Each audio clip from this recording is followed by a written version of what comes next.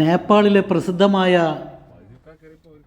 മനക്കാമന ക്ഷേത്രത്തിലേക്കുള്ള ദർശനത്തിനായി ഞങ്ങൾ കേബിൾ കാറിൽ യാത്ര ചെയ്യുകയാണ്. ഞങ്ങളെ കൂടെയുള്ളവർ ചുറ്റുമുള്ള കാഴ്ചകൾ മൊബൈലിൽ പകർത്തുകയും കാഴ്ചകൾ കാണുകയും ചെയ്യുന്നു. നേപ്പാളിലെ ഖണ്ഡകി പ്രവിശ്യയിലെ ഗോർഖ ജില്ലയിലെ മനകാമന ഗ്രാമത്തിൽ പാർവതി ദേവിയുടെ അവതാരമായ ഭഗവതിക്ക്, അതായത് ദുർഗയ്ക്ക് സമർപ്പിച്ചിരിക്കുന്ന ക്ഷേത്രമാണ് മനകാമന ക്ഷേത്രം.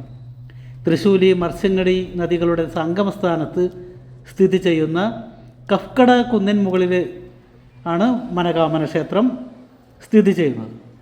പരമ്പരാഗത പഗോഡ ശൈലിയിലാണ് ക്ഷേത്രം നിർമ്മിച്ചിരിക്കുന്നത്. കാഠ്മണ്ഡുവിൽ നിന്നും 106 കിലോമീറ്റർ അകലെയാണ് മനകാമന ക്ഷേത്രം. സമുദ്രനിരപ്പിൽ നിന്നും 1300 മീറ്റർ, അതായത് 4300 അടി ഉയരത്തിലാണ് സ്ഥിതി ചെയ്യുന്നത്. 17-ാം നൂറ്റാണ്ടിൽ ഗൂർഖയിലെ രാജാവായിരുന്ന രാംഷായുടെ കാലത്താണ് ക്ഷേത്രം നിർമ്മിച്ചതെന്ന് കരുതപ്പെടുന്നു. ഇവിടെ നിന്നും അന്നപൂർണ, ലജംഗ്, ഹിമാൽ, മനസുലു കൊടുമുടികൾ കാണാൻ കഴിയും. 1998-ൽ കേബിൾ കാർ നിർമ്മിച്ചു.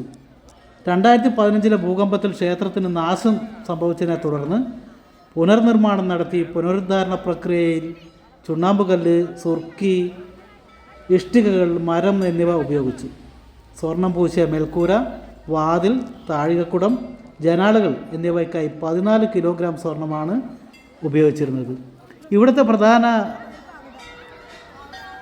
നിവേദ്യമെന്ന് പറയുന്നത്, അല്ലെങ്കിൽ ദേവിക്ക് സമർപ്പിക്കുന്നത് മൃഗബലിയാണ്. ആടുകളെ മൃഗബലി ചെയ്യുന്നത് ഇവിടുത്തെ കാഴ്ചയാണ്. ധാരാളം ആടുകളെ ദിവസവും ഭക്തർ ദേവിക്ക്, ദുർഗയ്ക്ക് ബലി നൽകുന്ന ആചാരം ഇവിടെ നിലനിൽക്കുന്നുണ്ട്. നേരത്തെ പക്ഷികളെയും ബലി നൽകിയിരുന്നു, എന്നാൽ പിന്നീട് നിയമപ്രകാരം അത് നിരോധിച്ചിരുന്നു.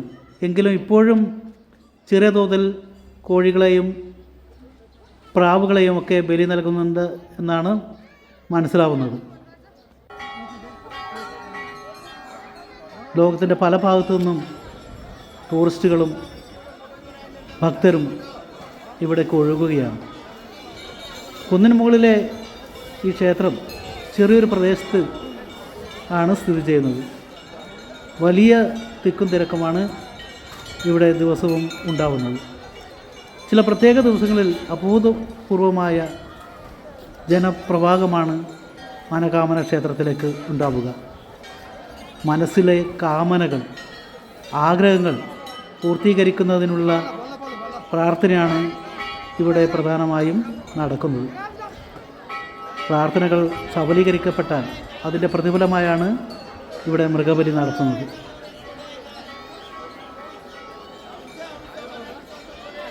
മനോഹരമായ പർവ്വതനിരകൾക്കിടയിലുള്ള ക്ഷേത്രത്തിൻ്റെ ഗോപുരം സ്വർണം പൂശിയതാണ്. കാഴ്ചകൾ കണ്ട് ഞങ്ങൾ തിരിച്ച് കേബിൾ കാറിലേക്ക് യാത്ര തുടരുകയാണ്.